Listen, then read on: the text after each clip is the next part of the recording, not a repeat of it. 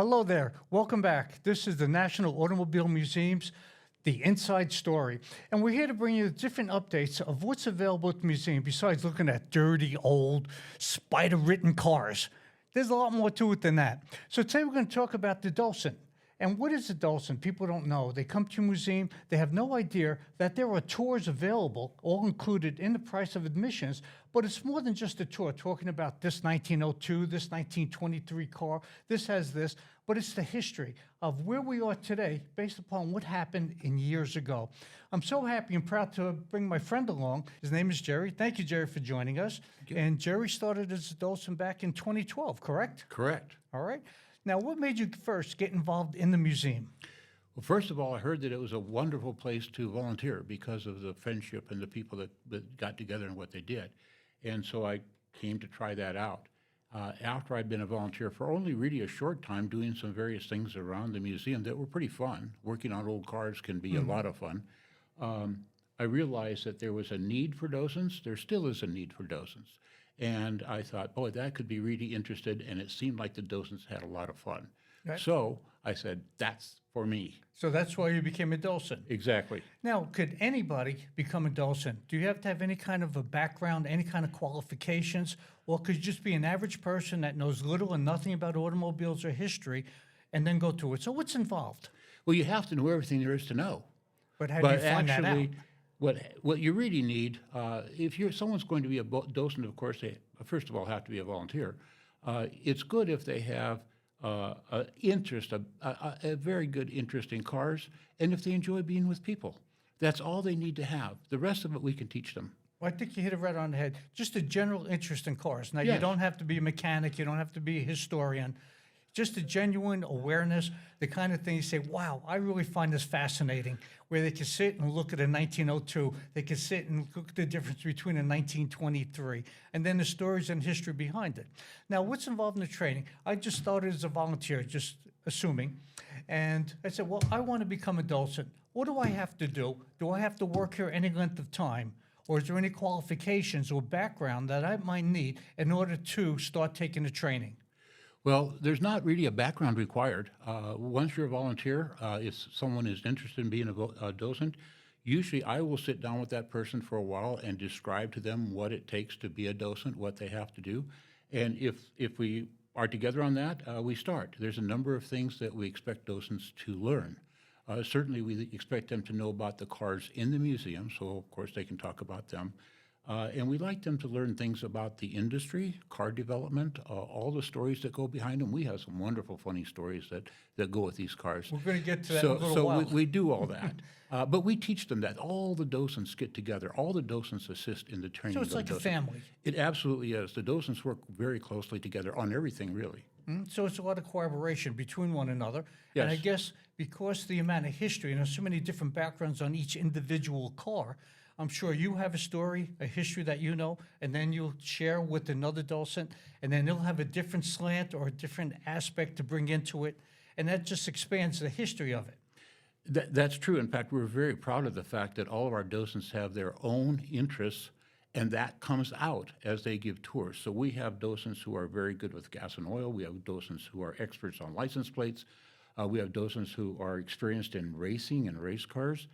So these people, although we all have a fairly good background on all these cars, they bring out their own aspect of it. So when you go take a tour, if you took a tour every day of the week, you'd probably get a different story every day. And that's what I was going to bring up. So if I came Monday, Tuesday, Wednesday, took 3 different tours with 3 different docents, I'll get 3 different slants on a particular car. Different background. That's absolutely right. In fact, usually when we start a tour, the first thing we ask the group are there things that you want to see or talk about on this tour so we can address what you're interested in? So you talk to the people prior to giving the actual tour, and the tour's here at 1:30, correct? Correct. Every day, Every day. right? And if you're not sure if there's going to be a tour, you could always call the museum, and the number is 333-9300, and you say, yes, there is a tour, or no, it's canceled because of whatever reason. So I'll bring that out again. So if you want to find out if there is a tour planned that day, just please call 775-333-9300. Now, what's your personal, I'm talking about you personally, what do you feel is your personal responsibility in giving a tour? Well, There's actually a few of them, because the first thing is, after we speak very briefly with people, if they have interest in certain things, certain topics, or certain cars, of course, to make sure that you address those issues, because you don't want them to leave and say, oh, well, I really came here to see something, and they didn't. And for the group, it's having them have fun. You hit it right on the head. I always say, this is a fun thing. If you're not having fun, scream or something, so I know that we're doing the wrong thing. Have fun, enjoy it. It's interesting. Some of the stuff is comical. Some of it is interesting. You almost can't believe how interesting some of the stuff is. Get some real interesting responses from some of our guests. See, that's what I feel. I was a teacher in a past life, and rather than the subject matter, which will come by itself, but if you give a person a reason to be there and you make them feel good when they leave, the information comes naturally, and that builds questions, because now I feel good about, oh, what's that? How did that happen? Why is that tire white? Why is this tire black? And so forth. The questions generate because now you gave them a reason to be there. And I think that's the key to a good docent, is give them a reason to be there. And like you said, you ask pertinent questions. What do you want out of this tour? What do you like? Now, you just mentioned that each of the docents has a particular field of expertise. What do you feel is your field of expertise? When they take a tour with you, excuse me. If you took a tour with me, I would probably, unless I was directed in some direction by the group, speak about history, history of the industry. Some of the characters and people involved are very interesting, and they're kind of fun, I think. So you're talking about the originators of certain vehicles, manufacturing processes. Exactly. Going back to the 1800s, 1900s, so forth. Exactly. The stories like simply, how did Packard develop? Well, Packard developed Okay, because give us a quick story about how Packard was developed. the Packard brothers purchased a car, a Winton, which was recognized as a good car in the day, and thought they could improve on it, and suggested that to Winton, that there were improvements, and Winton didn't want to listen to them. So they made their own car. And the Packard became, of course, one of the biggest selling cars in the country. Now, didn't Winton tell them, I believe that the Packard brothers bought a Packard, they left the shop, it broke down. So he came back, and Winton says, if you think you can build a better car, go for it. Is that generally how That's basically what was said. There's a lot of stories like that, and things that were said over time, yes. Right, and that's how development started, based upon the innovations and the technology of the previous manufacturer that they built the next step generation. Now, we were talking about tours, right? And we saw different tours with different types of people, different groups. What was your most embarrassing moment, and what was your best tour? Well, giving the tour, naturally. Best tours, there's lots of best tours. If I was honest, I would say probably all of them are best tours. I really enjoy doing the tours. It's a fun activity. You look forward to doing tours. My most embarrassing moment of the big long list, you mean, that list? I did a tour once, a fairly nice-sized group, and when we came to talk about, we have a 55 Thunderbird, first year of Thunderbird, and there had been previous interest in the sports car from the group, so I thought, I will talk a little bit about this. We spent a little more than time I would spend on a car. We spent talking about the Thunderbird, and at the end I looked around and I said, are there any questions? And a man raised his hand, and he said, yeah, I would like to make a comment. And I said, what's that? And the first words out of his mouth was, I am the president of the Thunderbird Club of America. And I almost died. I thought, here I am telling this guy about Thunderbirds, and he's obviously an expert. He made his comments, which were actually very nice. And next hand went up, and I'm like, I don't want to hear anybody else. I'm the vice president of the Thunderbird Club of America. And I thought, boy, I'm done with this one. I just got to get out of this. Did you turn it over to him, talk about the Thunderbirds, and let him? No, actually, we were done talking about the Thunderbird, really? and they both of them had very nice comments to make, so we were fine. Well, I'm going to put a question to you, all right, based upon the tours. You talk about the 55 Thunderbird. Just prior to that, the Corvettes came out. Yes. All right? So the age-old battle is Ford versus Chevy. What are your comments on that? Well, it's kind of interesting when you read the history of it or look at the history of it, that except for the existence of the Thunderbird coming out in 1955, the Corvette wouldn't exist today because it was discontinued in 1954 Why was that? for lack of sales. It was when the Chevrolet people learned that Ford was going to build a sports car, a two-seater sports car, that instead of discontinuing the Corvette, they decided to let's get this thing ramped up and make a real sports car out of it, which they did. And in '55, the Corvette was a very nice car. Right, and what people don't realize, when the Corvette first came out, it was just an inline six-cylinder. It was a Blue Flame 6. The Thunderbird came out with a V8 sports car. So the Corvettes, they had to compete with the V8 market, and that's what led into the V8 Corvette in '55, correct? That's right. In fact, when the Corvette first came out, it not only had a little six-cylinder engine, had an automatic transmission. Yeah, it was two-speed automatic. It was not a performance car at all. It wasn't even a resemblance to a sports car that people thought of as a sports car. So when the Thunderbird came out, they came out with the purpose of playing off of that unhappiness with the Corvette. It didn't have the horsepower. It didn't have the power. So they put big symbols on it that said V8, and they put a V8. It was a small V8 engine that they actually got from the Mercury division because they built this car very quickly with primarily parts from the Ford It was Motor a Company. shelf car. Yeah, they got parts. They got a frame from a Fairlane and so forth, and they built the car from parts that they had, but with emphasis on this is a performance car. Speedometer that went up to like 120. And that was non-existent in those Now, days. back at that time period, what was the general speedometer? Yeah, if you got up to 100, you're big time. All right, Yeah. so it showed the difference in it just by showing the clock on the dash. But they were making a point that we have horsepower, we have power. This is a performance vehicle. And of course, by the time they came out with the Thunderbird, Corvette had a performance vehicle. So there was pretty good competition. But just the interesting fact, and I love this fact, right, just to tell our audience how we met, going back to about, 2010, 2011, we got involved in the Scripps Booth V8 engine, right? So we could bring that up. I find it's one of the most fascinating stories about Chevrolet putting the first V8 in 1917? 1917, yes. And then they did not make another V8 until 1955. And what did they put it in? The standard Corvette. Corvette. Right. But the Scripps booth was a lot of fun because as we do things at the museum quite often, we put together a team. The museum had donated to it a Scripps booth V8 engine from 1917, all in parts. There were no two things put together. And so the task there were actually four of us.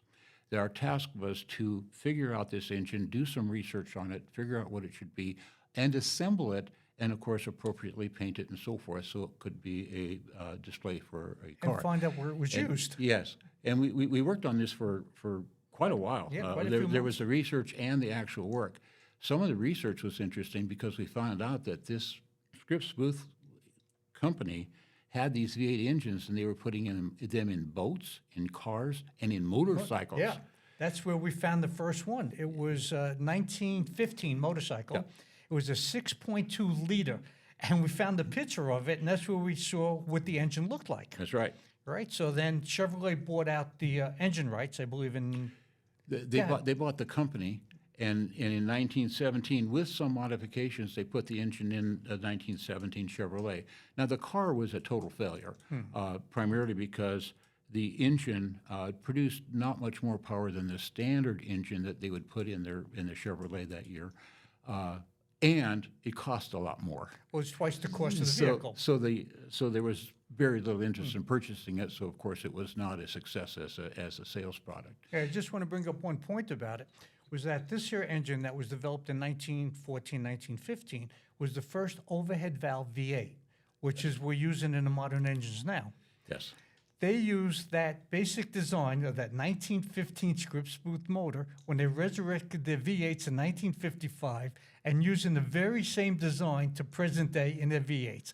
So that's what's great about being a docent, was that giving the tours, especially when you get Chevy guys, and you give them the history of the Chevrolet about this motor, they go, really? I didn't know that. That's great. And I got to tell my grandkids, and that's part of it, right? Personally, all right, what is your personal commitment to giving a tour that you feel obligated to? Well, as we were saying before, to have the people enjoy themselves and to cover all the materials that they hoped to hear and to have some fun. Like I said, having fun is a major thing. You don't come to a museum because it's work. You come here to have fun, to enjoy yourself. Maybe learn a thing or two along the way. And that's my commitment to the tours, to make sure that the people have those things. All right, now giving a tour is that you brought up a commitment to having the people having fun. Now, during the tour, is it more than just older gentlemen, or do you find there's children, women, teenagers, all involved in the tour? And when you're giving a mixed group of clients, as you're roaming around the different galleries, right, how do you differentiate between, well, this child may like this finds it interesting, so you break your stories up and you try to cater towards each of the group or individuals within the group to give a broad spectrum of everything that's going on? That can get pretty complex, especially depending on the size of the group and the ranges of ages. I've done tours from groups from kindergarten to people from retirement homes that had special needs. So when you do that, the tours are differently. Now, when you have a daily tour, and like you mentioned, you have a lot of different age groups and a lot of different interests in the same group. I try to, if I have an interest in a particular item coming out from one or two people, I try to explain to the rest of them why this is an interesting topic, why this is an interesting thing. So if someone says, I would like to see such and such a year type of car, whatever, when we look at that, I talk about the car a little and say, hey, this is a special car because this is the kinds of things that these people see. Be surprised how often I get a little help with that. Yeah, right. Special experts. I know we had a group here. I'm not a docent per se. I'm a gallery host. Right, but I've been around cars since I'm 14, my whole life, so I have a little bit of information. And I've been here since, like you, about 2010. So you learn a lot about it. Right, and I find is that the one area that I find the most fascinating when you have daddy, mommy, teenagers, and some younger kids, the electric cars. Right, so bring that out that people think Tesla, wow, what innovative, what great idea, this is so wonderful. So bring up the point of how you relate the early cars, and you could bring it out. I don't want to step on your feet, about how that relates, and then a look on their face when you're done telling the story. Well, one of the interesting facts about electric cars is that right after the turn of the century, electric cars were very popular in the United States. The first electric car that I have found, having been made in the United States, was built by Thomas Edison, 1897. Now, to put that in perspective, that's the first year that Henry Ford made his very first car. They were making an electric car already. Right. Now, as far as I can tell, Edison only made one, and I think he made it to show the batteries that he had, because he had very unusual batteries that continued to be made for years. And we have in our museum a Baker Electric with those, what we call an Edison battery. It's basically the reverse of our current batteries, which are acid-based and so forth. This is a chemically based battery with different elements and so forth in it. A very interesting battery. Very efficient battery, by the way, but also very expensive. So it has that downplay to it. Right, and that's what Tesla did. It's still a battery, a modern variation. Yes. The progression of how the batteries became this to what we have now, the lithium ion. Then the next progression, I forget what it was. I read something on it. There's another battery coming out. And but you look back at the early technology, it's the same as we have today. What I found interesting was that one family was saying, oh, I got this new Tesla, and it's got 4 electric motors on it, one on each wheel. I said, that's pretty interesting. Do you know that Porsche in 1896 came out with a prototype, 4 electric motors, one on each wheel? And I go, really? Really? Right? The point is, there's so many things that we think of as new technology today or something new, like when we first came out with the front-wheel drive, and most people will say, well, that came out in the mid-'50s. Oldsmobile came out with a Tornado. Okay, you're way off. You've got to go back about 30 years before you go to the first front-wheel drive cars. A lot of the things that we do now that we think are new are things that were done a long time ago, maybe not so successfully. I mean, look at... But the idea, it's the idea that was there. Chevrolet in their first V8 in 1917. Well, they didn't come back with it till 1955 when it was successful. Now, that's not to say a whole bunch of people didn't have V8s and V12s and so forth in the meantime, but they waited till 55. But the technology, the beginnings of the technology go way, way back. And that's what we're learning from. And that's what's nice about taking a tour. is understand where we are today in our technology. We have this, we have that in modern cars, and push button and automatic trend and disc brakes and hydraulic systems and up and down windows. How did all this originate? Safety plate glass, stories about that. So when you're taking a tour, all the things we take for granted is like, how did it get here? Right? Oh, this is a great idea. But that idea was done 130 years ago. So like you said, the idea is there. They didn't have the materials, all right, or the innovations to make it work, such as you mentioned the first front-wheel drive. What was it, the Frontmobile, I Yes. believe, in 19... 18? I forget the year, 12? 1918, I believe. 19, something like that, right? I forget exactly. But the technology was there. Then all of a sudden, 60 years later, we have front-wheel cars, and everything now is front-wheel drive. Yep. Right, and then getting back to the electric, which I find fascinating, and which we have on display, and this is something you really have to see if you're a Tesla fan, electric car fan, is the charging station. We think, oh, we have a charge. Here it is. It's there. You drive up, you take the cable out, you plug it in, you wait, your battery to charge. 100 and something years ago. Same technology we have nowadays, except the modern version. So as I call it, it's an electronic mousetrap that still works the same way. It hasn't changed at all. Yeah, What a- okay, I'm Except sorry. when you look at that old charging station, I always look at that and say, you know, there's one thing we have to confess about this. None of us are brave enough or dumb enough to turn this thing on. I wouldn't go near it. Because I wouldn't go near that thing if it was plugged in.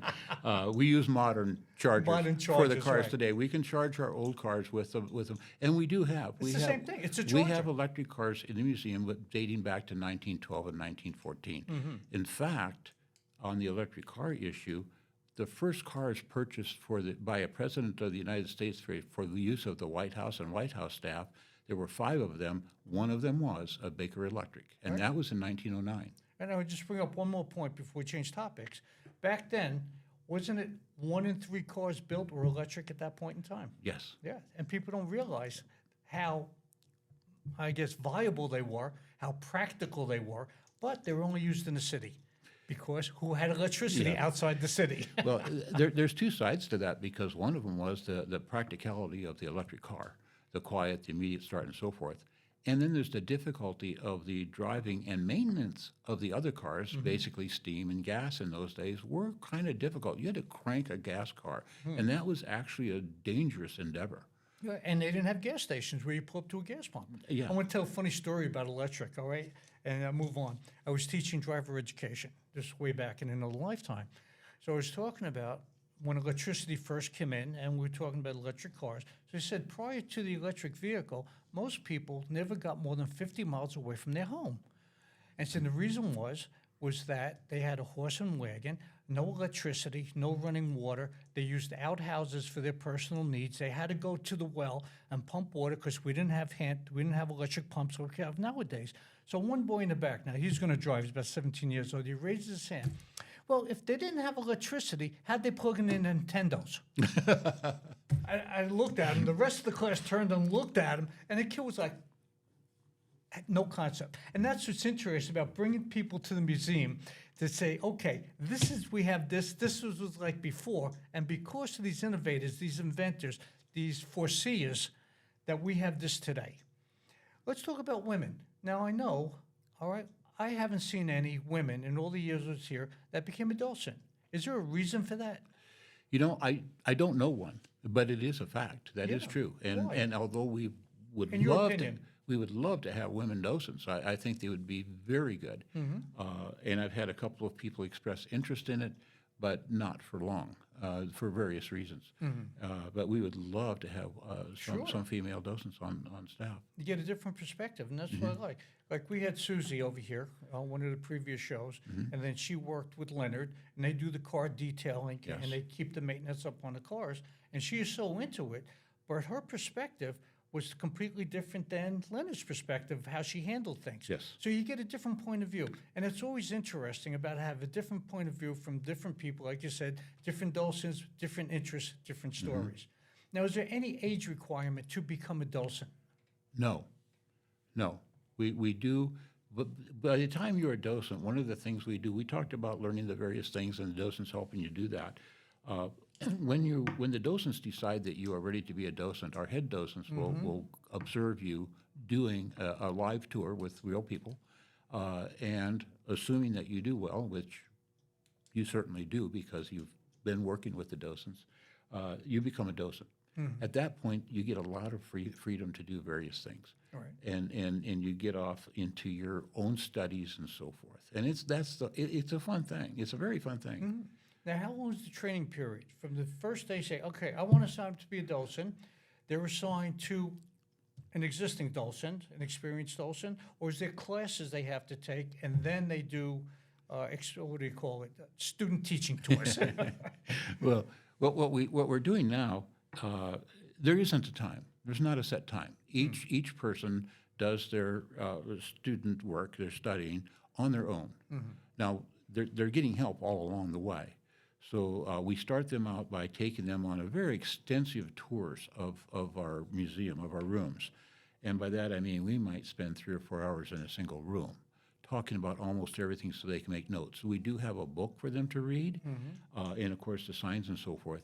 Then we ask them to go on tours with other docents, to just go on the daily tours, just as an observer, not only to learn about what that docent is talking about in terms of history, background, cars, whatever, but to learn their style, to get a feel for what it's like to try to satisfy, make the group happy, and have fun.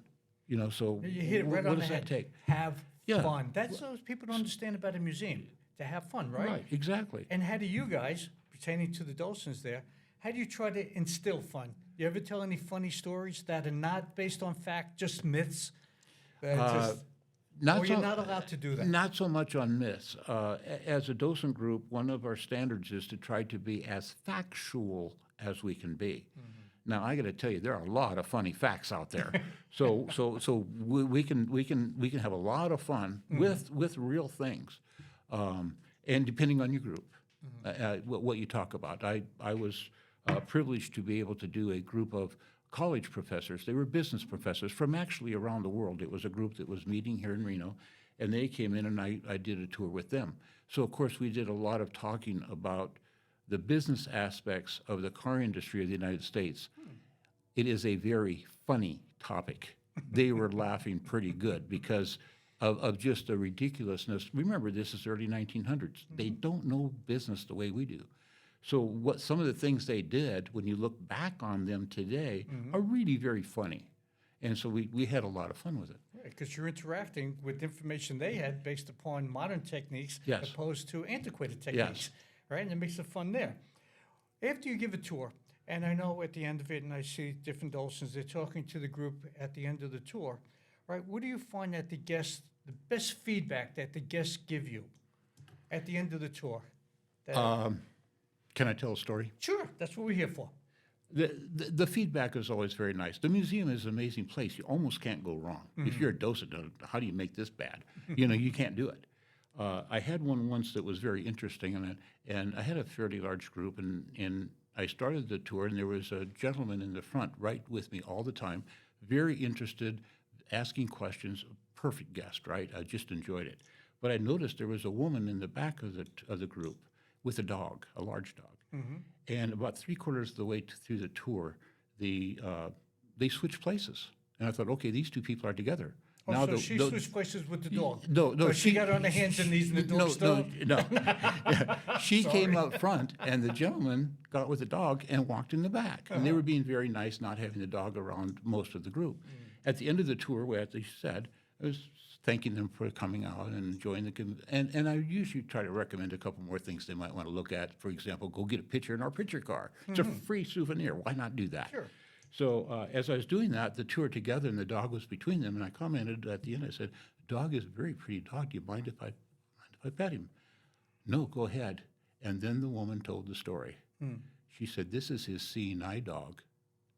And I thought, I didn't realize I had a blind guest with me. That's handled differently. And I said, "Oh." And she said, about a month or so ago, he was able to have a new kind of eye surgery, and they restored his vision. And so we have our seeing eye dog. You know, that's a seeing eye dog for life with that person. Right. And she said, one of the first things he said when he was able to see was, I want to go to the museum and see the pretty cars. Oh, that's fantastic. That makes your whole day. That's it. That makes it all Yeah. worthwhile. Everything. I could just- tell stories like this all day. That's it. You made such an impression. That's one thing I enjoy about following tours. I go and I just like to sit in the back and get different, I guess, ideas, different innovative stories, modern stories, new information, constantly building information. And just watching the people, and you could tell if they're interested or they're not interested. And I have found with each of the docents that I have toured with, just sit in the background, is that 99% of the people, they're focused on what he's saying, and then when you bring up the point about this part of the car, this vehicle, whatever, and they're looking at it, and you see them looking up and down and sideways, and then they look back at what you're saying, then they look in at the vehicle. So you get the total attention, right? And that's what makes it really good when they walk out, is that these memories stick. And I find the children, all right, the younger children, I'm talking about teens, 10 and above, the little kids, they have no attention span, it's a different story, is that it generates interest. It makes them think, all right? It makes them question. And I found when we did the field trips, the kids would come around. Remember the number of questions we would get from the children that normally they would never even think of because of the interest you generated, and I'm saying to you personally, and giving them that information to generate more interest and questions. Well, one of the things about it, doing children, depending on their age, of course, but when they're younger, they're asking questions about something. You're saying, what is you talking about? Because at their height level, they're quite often looking underneath some of the bigger cars. And they're seeing something that's like, what are you looking at? And you look down there and say, I've never seen that before. I've never looked down It's there. just amazing, right? So giving a tour, it definitely has a major impact on every guest, and we see him there, and we watch him. And it's a feel good, like I said. You give them a reason to take the tour. They feel good when they leave. You did above and beyond a job. I want to thank you and the rest of the docents that do that, and it's all volunteer. And that's what's good about it. You're not married to the clock. You decide what day you want to give the tour, and that kind of thing. So you sign on. It's not like every Tuesday I have to be here. And that's what's nice about being a volunteer here. Whether you get involved with the docent, you get involved with the shop, and an ambassador, an events, what's the word I'm looking for? Greeter. All right? You come in when you want to come in. You have fun. You meet people. It's all in the family. All right? We're going to have to close. Unfortunately, we ran out of time, and I just want to thank you very much. But Well, in thank you. closing words, and keep it simple, all right? Why should people take tours when they come here to make that the priority of the museum rather than roam around by themselves? Well, I think we've mentioned a couple of things. The first one is, of course, you get to input into what the tour is going to be about. Secondly, you're going to hear things that are not on the signs in front of the cars. You're going to hear stories. You're going to hear links between cars, as we've talked about. You're going to hear history of things. You're going to hear people. And you're going to get to really get a totally different view of the museum with some humor, with some So you fun. got to have some fun Yeah. facts. Right now, I know these tours here are part of the museum, part of your entrance fee, but people may want to take private tours. Can they make reservations? Yes, we do have events, people who make reservations. There's really two kinds of those. One is there'll be an event like maybe a dinner or an activity going on in the museum of some organization, and they will want tours as maybe what they do after dinner, and we will do tours then. That's a private tour for those people. And sometimes it's just people that come in as a group and say, we would want to come to the museum, we've got a group, and we would like to have a private tour. And that can be arranged too, but it has to be arranged in advance, of course, because there's no docent here normally. All right, so if you want a private tour, whether you're here during the day, come with a group, or if you want to make reservations, you have an event that you want to have a private tour with a private docent, feel free to call our museum, 775-333-9300, and then they'll put you in touch with one of our fantastic staff members. They are very knowledgeable, and I got to say, the staff here is great. Is that they'll put you in touch and they'll give you the information you need, how long, if there's a cost involved. And each one varies, so we can't give you any information if there's a general cost or if it's part of the event, whatever the case is. So give it a call. 775-333-9300. Tell them you're interested in making reservations for a private tour during an event or non-event during the course of the day, and they will get in touch with you. If nobody picks up the phone, please leave a message and a return call. They'll be happy to get back to you. Well, Jerry, thank you so much for coming on. Well, thank you. Right, and I'm sure you want to see a bunch of our guests out there and a bunch of our listeners to come down here. and I hope they have wings on their feet, bells on their toes, and a handkerchief for their nose. Yes, and a question. And a question. Hopefully more than one question. Yes. Again, Jerry, thanks very much. And to everybody listening, hope we'll see you here at our museum. Have a great day. Thank you.